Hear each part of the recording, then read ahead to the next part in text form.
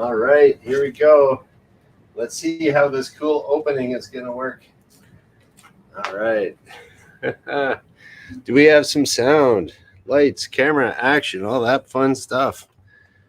Look at that. What a cool opening. All right, let's get this thing all set up. And yeah, there we go. Now, what was that bizarre opening?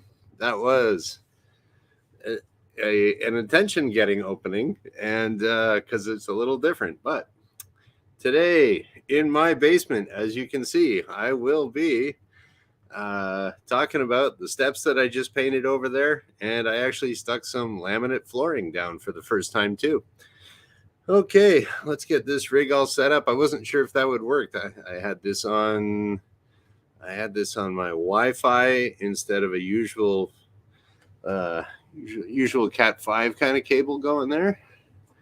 Okay, got to hook up the old mouse, and I got to hook up a little bit of power here too. So according to this, I have 21 minutes remaining of battery, and that's not going to do it for the show. Well, it might. I don't know how long I'm going to go, but let's plug this bad boy in here. Yeah, there we go. The most professional show on the YouTubes. Hey, Reg. Hey, Nanya. Okay, let's get this set up again. And don't forget to plug her in. Plug it in.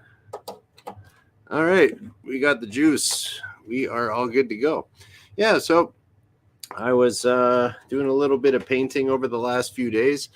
And what was I painting? I bought this little bit of paint here for the stairs, the back stairs. It's one of those things that because it's like I'm just down here hanging out in the basement, it's not like I'm entertaining guests or anything down here where, you know, it's got to look fantastic. So, I mean, I've been putting off painting those back stairs since we moved into the place. So, I don't know, 10, 13 years ago, whatever, however long it was.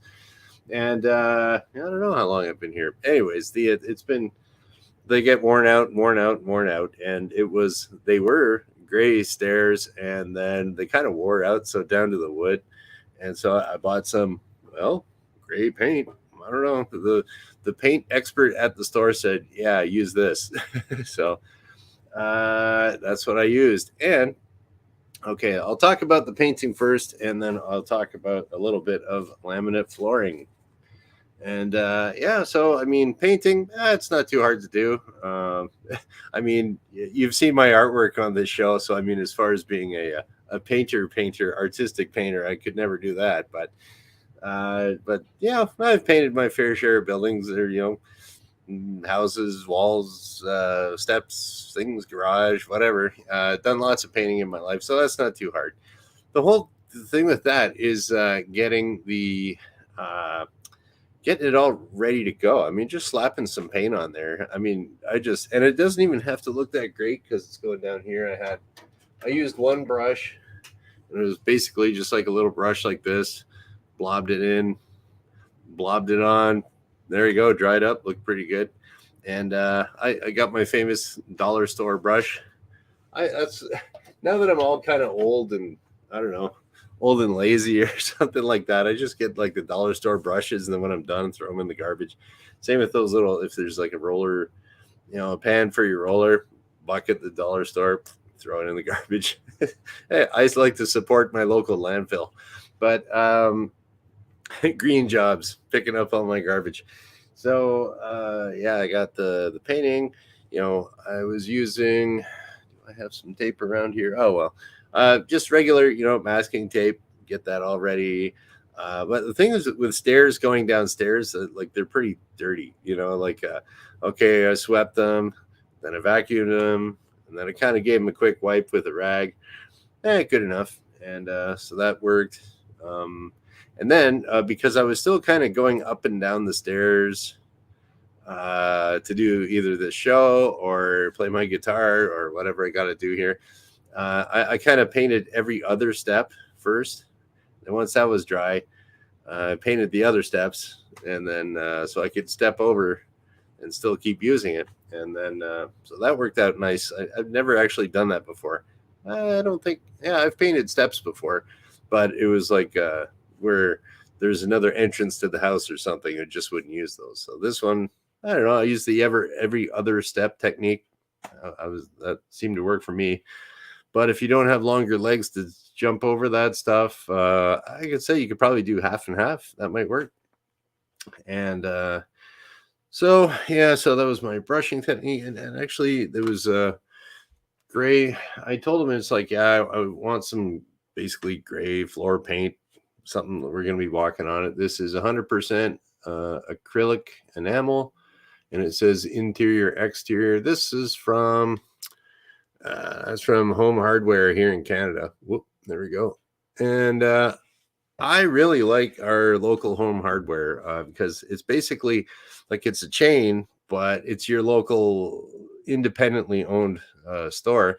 And then they just kind of hook up with like a nationwide distribution to get prices cheaper. And I don't know. I always find at these hardware stores, just go right to the paint expert. And if it's like some older guy or older lady or something like that, they know their stuff, man. It's really cool. The one I go to, I've been buying paint off this one, the head of the paint department there. She's great. And I've just discussed all kinds of stuff. Okay, I got to patch a hole in the wall. I got to do this. I got some cement. She just knows everything because they send them on courses to learn about that stuff too, and all the products that they can use. So never hurts to ask an expert at your local hardware store. So there we go. That was my experience with painting. Oh, hey, Shecky. Yeah. And then, okay, for the laminate flooring, okay, I got that. You see, at the landing at the back there where I showed you, it was originally, like in the 1970s, I think it was pretty popular into the 80s.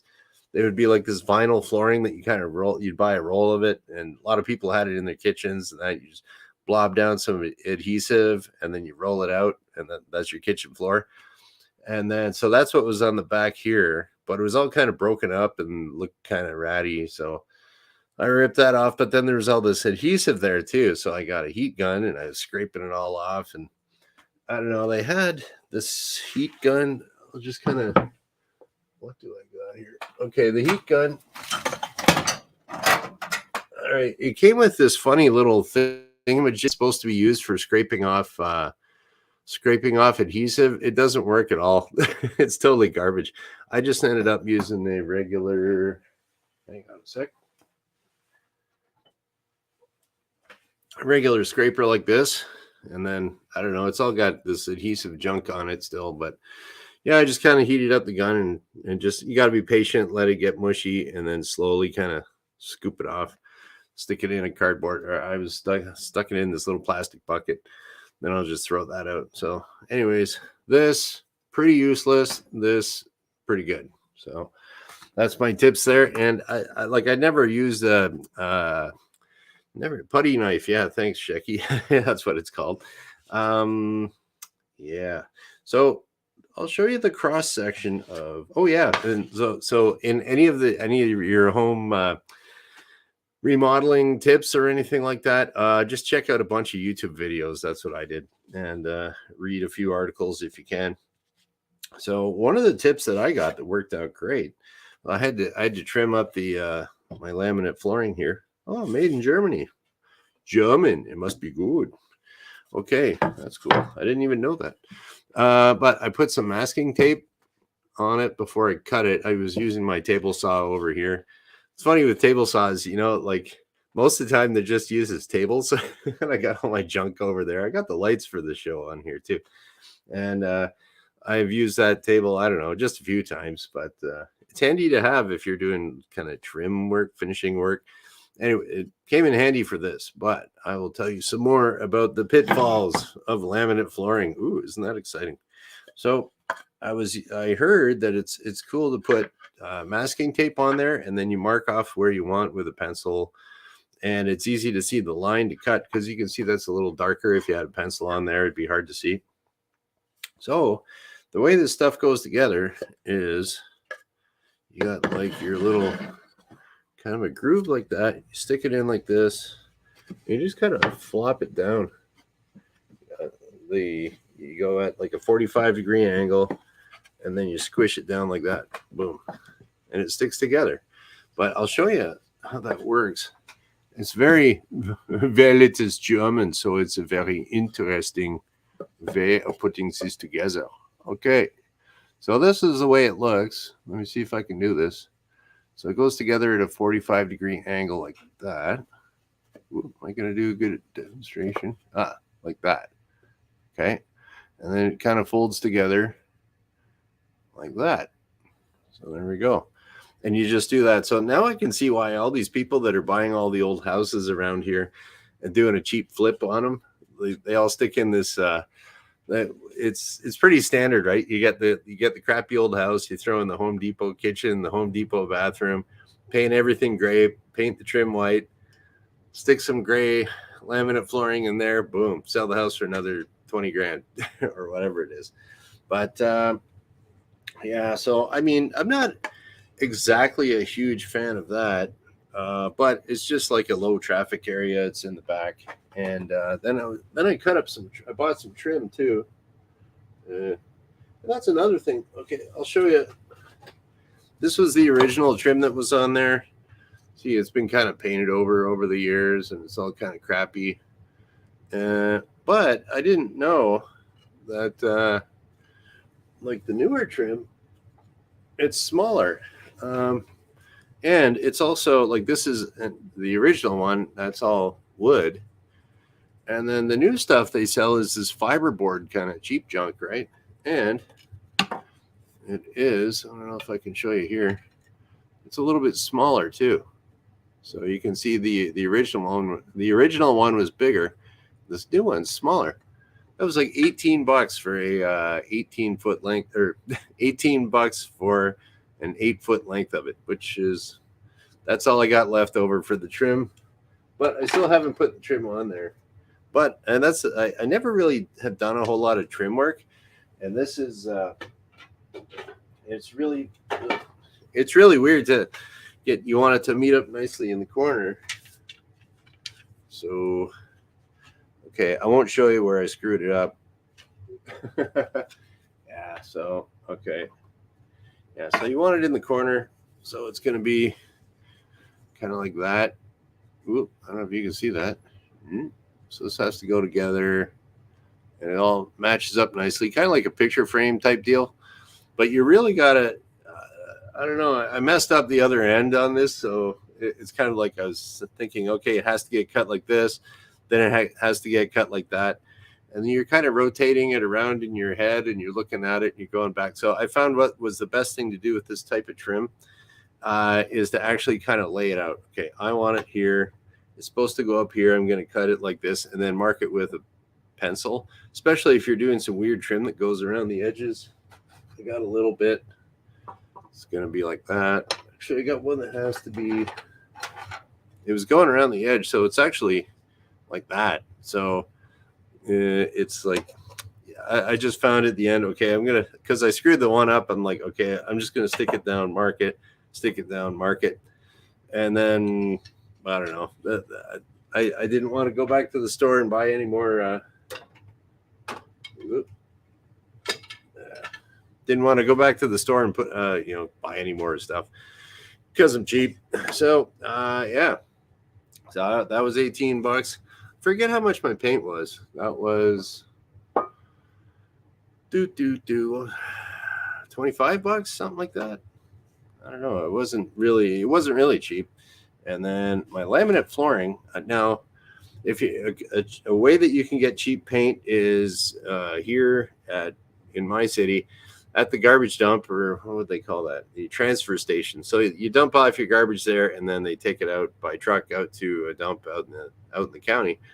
But a lot of these places where you got to dispose of, I don't know, hazardous like old motor oil or paint or something like that, they'll a lot of times you can get free paint there. I mean, that's what they do here. They're just like, oh, you're getting rid of paint, stick it on the shelf, and if you want free paint, usually it's kind of a gross color or something. But if you want just free paint, you don't care about the color, hey, free is a great price. And then for my laminate flooring here, I got that at a place called the Restore. I don't know if that's anywhere else in the world other than Canada or Ontario, or I didn't really look it up or research it, but there might. Oh, Pyramid Seven's here. Hi. Yeah, so it's a place where people drop off. Actually, it's kind of through Habitat for Humanity too, somehow I think. But yeah, people drop off there if they bought too many construction supplies or something. Like this one here, it was missing one board in the pack. There was supposed to be 8 in the pack, but there was only 7. So I bought 7 of them, and it was only like $10 or something. Like, it was pretty cheap. So yeah, so that's a good way to keep your expenses down. So all my laminate flooring and my paint and everything like that, I don't know, might have cost me 50 with taxes and stuff like that, $75, something like that. So that is a good way to if you are a pilot. I'm going to bring this around to aviation here. So if you're a pilot starting off, you are broke, you are poor. So you have to save your money somehow. Ideally, don't fix up your house because just be really cheap. And then if you want to make it look a little nicer, well, there's you look around, Google around for free. Free is the best price. So free paint, discount laminate flooring. Oh, I had to buy some adhesive too. And I kind of feel bad about that. I should have bought a smaller. It's like one of these little. I put a screw in there. I don't know. If I take that out, maybe I can use it again. But I don't know what I'm going to need. I don't know what this construction adhesive would be used for again. And I only needed a little bit, so I probably bought too much. And I forget how much that cost. I will say everything now. Paintbrush too. Okay, we'll say it cost me $100, but I think if you paid someone else to do it, it would cost you a lot more. So what you can do on your own is, save money doing it yourself. And then I gave you a whole bunch of tips. I was going to put it on my whiteboard, and it's just like, nah, I don't think I'm going to do that. Oh, another thing about laminate flooring. So it's made out of this fiberboard kind of stuff. It's basically glue and sawdust. It's all squished together and compacted and everything. Made in Germany. That's cool. And so when you're cutting this, I found out the hard way afterwards. I'm cutting all this. Oh, this is going great. I got my table saw. I'm zipping it. Everything. So I kind of, anyways, I was cutting it and stuff. And I didn't really notice, but it was blowing dust all over the place. So this laminate flooring stuff is a lot dustier. You have more, it's like a finer dust than regular sawdust, I find. And it just got all over the place down here. It's like, oh, my chair got all dirty. It's just, this dust went everywhere, and I didn't even notice it. And it's like, oh, man. So if you are going to do any cutting like that, it's best to do it outside. If you can. But I mean, it's a really fine dust. It's finer than regular sawdust. So if that's blowing all around, I'd say it's as fine as kind of like if you're doing drywall, that plaster dust when you're sanding it, how fine that is, and it just goes through your whole house type thing.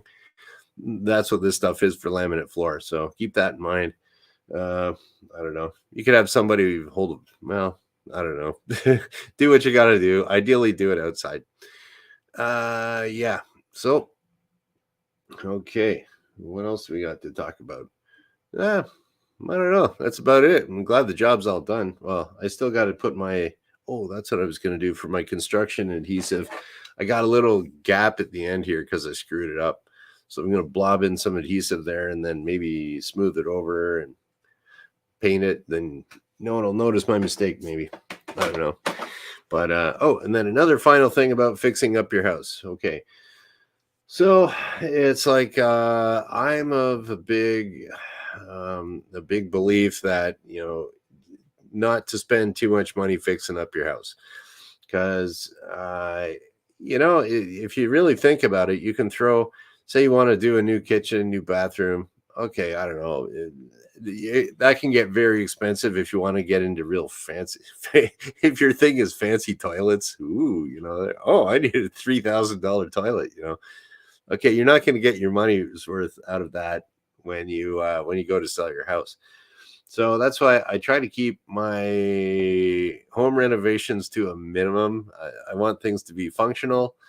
That everything must be functional. I get kind of freaked out if things don't work. Like if the stairs were broken, they would get fixed immediately. But if it's just paint, who cares? But I have to have a functional house. The outlet isn't grounded. Okay, more wiring, something like that. So if it's functional, then it's nice and easy for you to live in. But you don't really have to go over the top with new kitchens and bathrooms and stuff like that, because it really doesn't increase the value of your house that much. Because I'm thinking in this old 100-year-old house, I was talking with the girlfriend about it, and it's just like, if we got, because girls, they always like new kitchens and bathrooms, right? But ours work still. And then so if you go and you put, I don't know, 20,000 into a kitchen, and then another 20,000 into a bathroom or something, and okay, say it's 40 grand you got into that, and it's like, will that increase the resale value of your house by 40,000? No, maybe 5, 10, maybe, if it's a really cool looking bathroom. But whoever moves in, they end up gutting it anyways and doing what they want. So I found just for houses for sale around here, whether it's like a house that's been, they're flipping it or doing whatever, if it's if you got a 3-bedroom 1-bathroom house, you got a 4-bedroom 2-bathroom house in this area, it's this much. And then they just rent it out anyways to a bunch of students. They don't care. So or don't spend too much money on your house. You got to think of it like a car. You could get a car and you throw in a $10,000 stereo into your car. I don't even know if people do that anymore, but it used to be the thing. Get a big subwoofer and everything. So you can throw $10,000 at your car, and the resale value goes up by 500. Or radios and airplanes are like that. Boy, you get $100,000 worth of radios in an airplane. Resale value goes up by 10 grand, 20 grand, maybe. So that's a big thing. So anyways, that's about it. I would say, depending on what painting you want to do, my big tip there, go to your hardware expert and say, hey, this is what I'm doing. Hey, hardware expert, give me this. And it's usually going to be the old lady or the old guy. That would be the best. If it's just some kid, they might know what they're doing. But if they're like the part-time kid on the weekend, maybe not. Then YouTube is always your friend here too for DIY stuff. Okay, so yep, there we go. So I'm just going to go through, see if there's any little questions or comments, and people telling me, you don't know what you're talking about, Mr. Superpilotish. Okay. What do we got here? Okay. Yeah. So oil-based or latex. Oil is so much better, but it takes days to dry. Also more money. Yeah, I was asking, I don't know about, oil paint. I used some sort of kind of oil paint, something in my basement, I think. I don't know if I used the trim clad or, I don't know. I forget what I actually used for paint down here in the basement. I know it stunk like crazy and took forever to dry. Yeah. I think that was an oil-based. Yeah. And apparently they don't really sell oil-based paint anymore here in Canada anyways. It's some kind of interior, exterior thingamajig. Some other paint expert was explaining that to me the other day, and I forgot what she said. So, but oil paint is good and very stinky. All right, here we go. Oh, hey, Mona Moore's in here too. I saw that. Yeah, very nice. I wonder if Mona Moore is sitting around watching me. Okay. Here's the tip. if your cat pees on laminate, it soaks in the particle board swells, and you gotta take up a whole bunch to get the bad part because tongue and groove. I never thought about that. Yeah, because yeah, if you look at the way that is, yeah, it's not waterproof. Like if you got, okay, yeah, so we got this here. We're putting it together again, yep, just like that. But yeah, it's not waterproof on that crack. So yeah, it would get right in there, get to the particle board, swell up. Good point. That's why it's cheap. But I mean, I have hardwood floors in this house, and like old 100-year-old oak wood floors. They're great. And okay, what am I doing here? Got my trim, all my props. Yeah, so yeah, they just they varnish it or put whatever stain on it and all that. What would you call that? Oh my gosh, parathane, urethane paint. I forget what they call that. Anyways, yeah, they blob that stuff on it and it makes it kind of waterproof. So that's I just find like everything is like cheaper now. Like that laminate floor, people don't put in like solid, oak floor like that you can sand down and varnish, I guess it's called. But yeah, things are getting cheap. I'm getting old. Okay. What do we got here? What do we got here?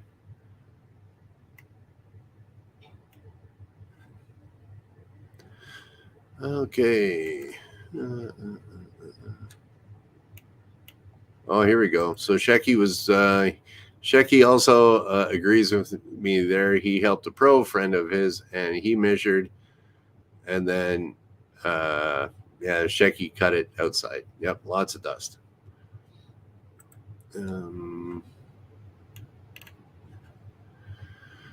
Okay.